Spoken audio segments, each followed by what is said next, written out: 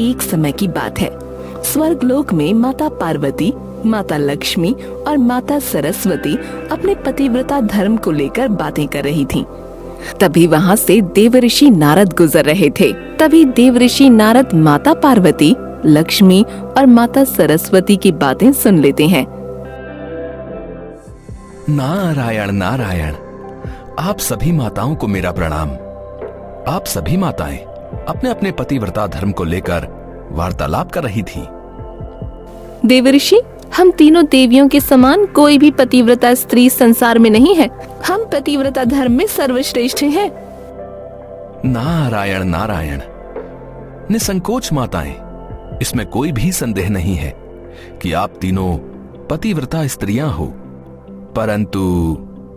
परंतु देवऋषि नारद, हमारे सिवाय संसार में और कौन पतिव्रता स्त्री है, बताइए।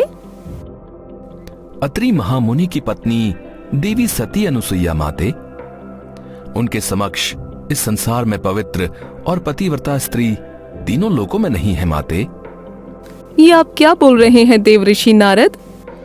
माता, देवी अनुसुईया एक महान और पवित्र स्त्री हैं। अच्छा, अब मुझे आज्ञा दीजिए। नारायण नारायण। देवऋषि नारद की ऐसी बातें सुनकर तीनों देवियों में देवी अनुसुईया के लिए ईर्ष्या पैदा हो जाती है। देवी पार्वती, देवी सरस्वती, अब तो हमें देवी अनुसुईया के पतिव्रता धर्म की परीक्षा लेनी ही होगी। तभी हमें ये ज्ञात होगा कि ये देवी अनुसुईया कितनी बड़ी पतिव्रता स्त्री है। तभी तीनों देवियां अपने अपने पतियों के पास जाती हैं और उनसे देवी अनुसुईया के पतिव्रता धर्म की परीक्षा लेने के लिए कहती हैं। जिसके बाद तीनों देव इस विषय पर विचार विमर्श करते हैं। अब क्या किया जाए महादेव? तीनों देवियां तो हट करके बैठ गई हैं। लगता है हमें देवी अनुसुईया की पतिव्रता धर्म की परीक्षा लेने अत्रि महामुनि के आश्रम में जाना ही होगा। लेकिन हम तीनों देव किस रूप में अत्रि महामुनि के आश्रम में जाएंगे महादेव? ब्रह्मदेव, हम तीनों देव ब्राह्मण के भेष में अत्रि महामुनि के आश्रम में जाएंगे। तभी तीनों देव ब्राह्मण का रूप धारण कर लेते हैं और अत्रि महामुनि के आश्रम में जाते हैं। हम अत्रि महामुनि के आश्रम में तो आ गए हैं, लेकिन महादेव, अब हमें क्या करना होगा?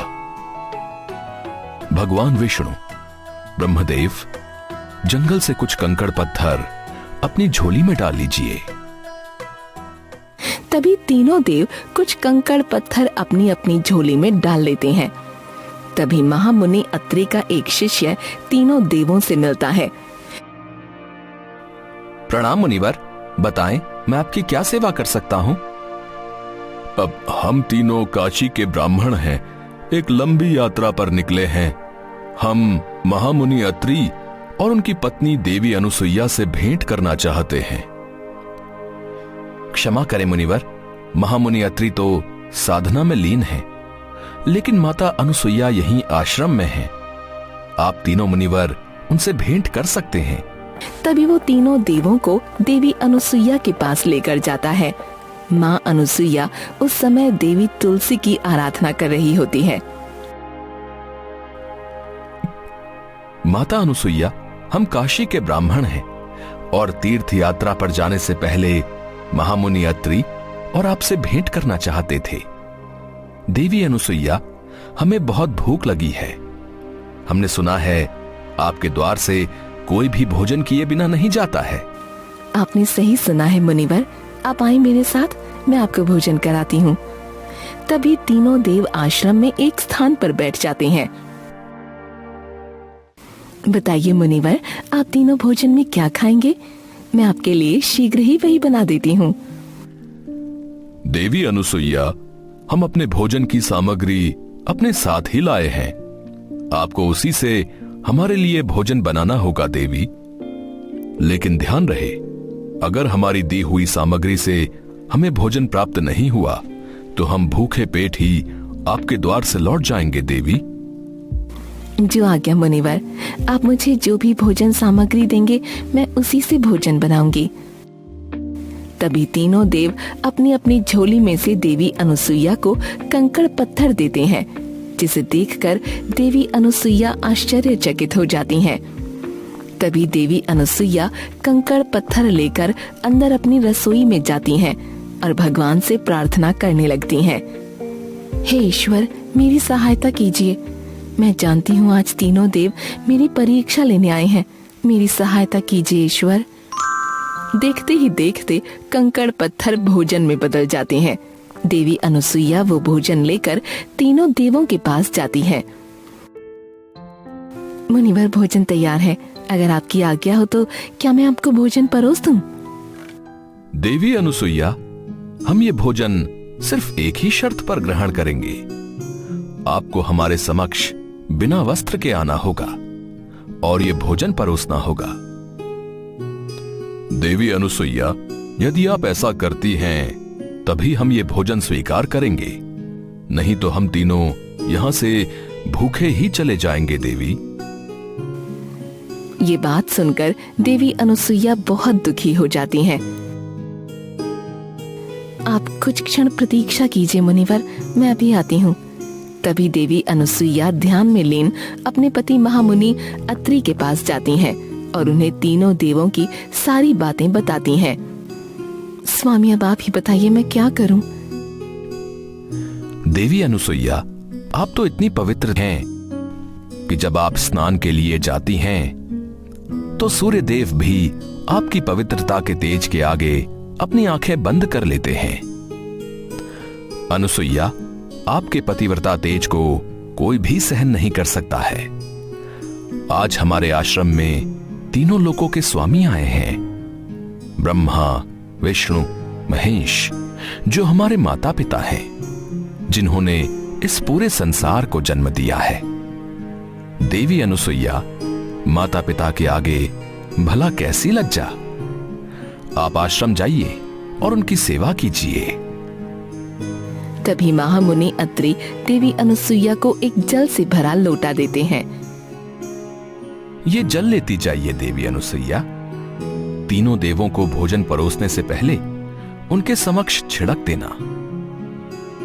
जो आज्ञा स्वामी। देवी अनुसुईया जल लेकर तीनों देवों के समक्ष जाती हैं और तीनों देवों के आगे वो जल छिड़क देती हैं। देखते ही देखते तीनों देव नवजात शिशु का रूप ले लेते हैं। देवी अनुसुईया ब्रह्मा, विष्णु, महेश के बाल रूप को अपने आंचल में छुपा लेती हैं और उन्हें अपना दूध पिलाती हैं। उनके साथ खेलती उन्हें अपने शिशु के समान ही प्यार करती हैं। उन्हें पालने में झुलाती हैं। ऐसे ही कितने ही दिन बीत जाते हैं। तभी महामुनि अत्रि वहां आते हैं। तीनों देव पालने में शिशु के रूप में झूल रहे होते हैं। देखिए स्वामी, इन शिशुओं को पाकर मैं धन्य हो गई। मेरी कोई संतान नहीं है, लेकिन इन्हें पाकर वो कमी भी पूरी हो गई स्वामी। देवी अनुसुईया, कभी ना कभी तो इन शिशुओं को अपने असली रूप में आना ही होगा। आप इन्हें कब तक अपने साथ रख सकती हैं देवी? देवी पार्वती, लक्ष्मी और सरस्वती देवऋषि नारद के साथ वहां आती हैं। नारायण नारायण। देवी अनुसुईया, ये तीनों शिशु आपके पुत्र नहीं हैं, बल्कि देवी पार्वती, देवी लक्ष्मी, देवी सरस्वती के पति हैं। ये तीनों अपने अपने पतियों को ढूंढते हुए ही यहाँ आई हैं। आप इनके पतियों को इन्हें सौंप दीजिए देवी। तीनों देवियों को मेरा प्रणाम। देवी अनुसुईया, हमारे पति तुम्हारे ही आश्रम में आए थे। कहाँ हैं वे? हमें बताएं। हे माते, मेरे पास तो काशी नगर के 3 ब्राह्मण ही आए थे, जिन्हें मैंने शिशु बना दिया। पालने में सो रहे ये शिशु अगर आपके पति हैं तो इन्हें आप ले जा सकती हैं। देवी अनुसुईया, पालने में सो रहे तीनों शिशु तो एक समान ही लग रहे हैं। अब तुम ही हमें बता सकती हो कि हमारे पति कौन हैं? नारायण नारायण।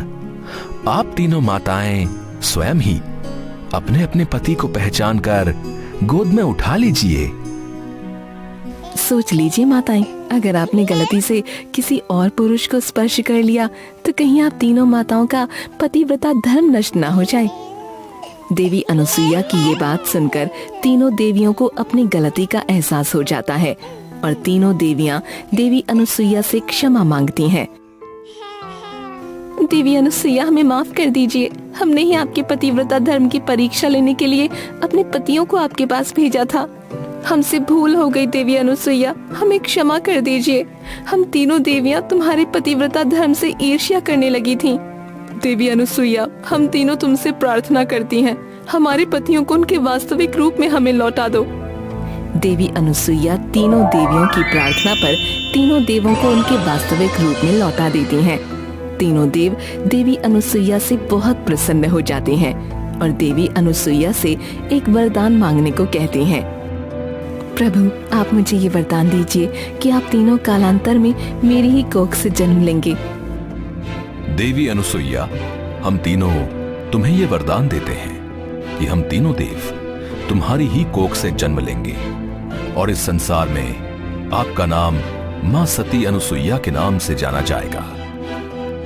तीनों देवों के वरदान स्वरूप कालांतर में देवी अनुसुईया ने भगवान दत्तात्रेय के रूप में भगवान विष्णु, चंद्रमा के रूप में ब्रह्मदेव और ऋषि दुर्वासा के रूप में भगवान शिव को जन्म दिया।